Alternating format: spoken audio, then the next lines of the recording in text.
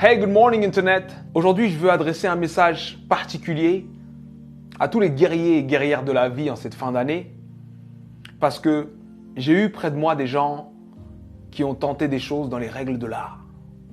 J'ai moi-même plusieurs fois dans ma vie tenté des choses dans les règles de l'art, c'est-à-dire la motivation y était, la planification y était, la foi y était, tout y était et ça n'a pas marché.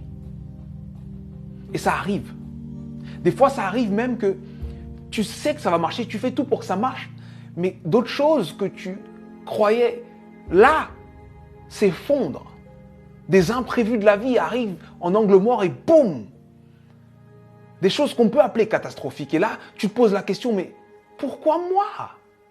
Pourquoi c'est aussi dur pour moi? Pourquoi ça m'arrive à moi? Si tu es de ceux qui se posent cette question, il faut que je te raconte l'histoire d'un homme. Cet homme est né en 1809.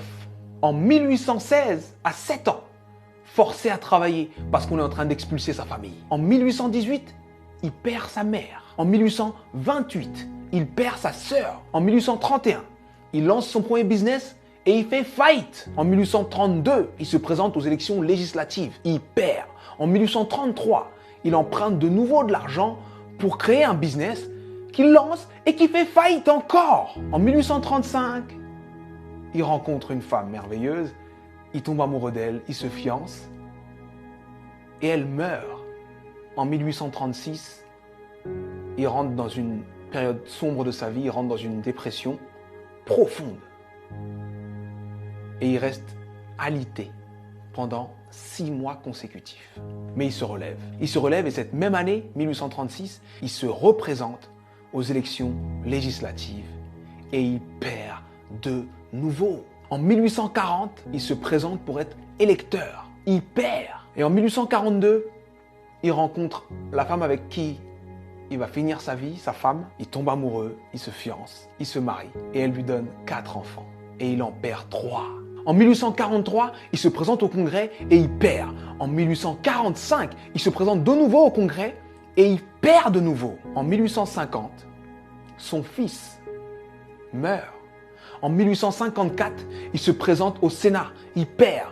En 1956, il se présente pour être vice-président. Il n'a même pas 100 voix. En 1958, il se présente de nouveau au Sénat et il perd de nouveau. Et en 1960, Abraham Lincoln est élu président des États-Unis d'Amérique.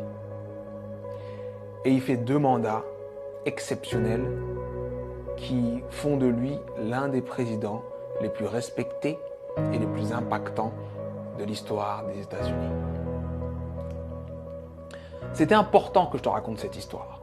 C'était important que je te raconte cette histoire parce que on voit le héros, mais on ne voit pas les coulisses de la réussite. Il faut que tu acceptes les coulisses de ta réussite. Peu importe la difficulté, peu importe ce qui se passe, peu importe ce que tu dis, sache que tant que tu respires, ton but t'attend. Tant que tu respires, ton rêve t'attend. Et je vais te dire une chose que je veux que tu gardes dans ta tête et dans ton cœur le plus longtemps possible et que tu te répètes le plus souvent possible. Les épreuves que tu trouves sur ton parcours sont adaptées à ton potentiel. Les petits potentiels ont de petites épreuves. Les gros potentiels ont de grosses épreuves. On peut tous, dans nos vies, prendre des feuilles, noter les dates des moments les moins drôles de nos vies, les moments les plus difficiles de nos vies, et faire une liste comme celle que je viens de faire pour Abraham Lincoln. Mais sincèrement, je pense que Abraham Lincoln faisait l'inverse. Pour avancer dans les coulisses de la réussite, pour avancer face à toutes ces épreuves, il faut se focaliser sur ce qu'il y a de bon, de positif et ce qui nous donne envie d'avancer. Donc, je sais que ça peut être dur d'être au cœur de la tourmente, ça peut être dur de perdre des gens, de faire face à l'échec encore et encore et encore. Mais concentre-toi sur ce que tu es en train d'essayer d'accomplir et accomplis-le. Et je peux te garantir que parce que tu es passé par là, tu as changé l'ampleur, le sens et le goût de ta réussite. Alors traverse ces épreuves. Elles sont adaptées à ton potentiel, elles sont là pour te faire grandir. C'était SUDI, j'espère que cette vidéo t'a plu. Et si elle t'a plu, partage-la. Merci.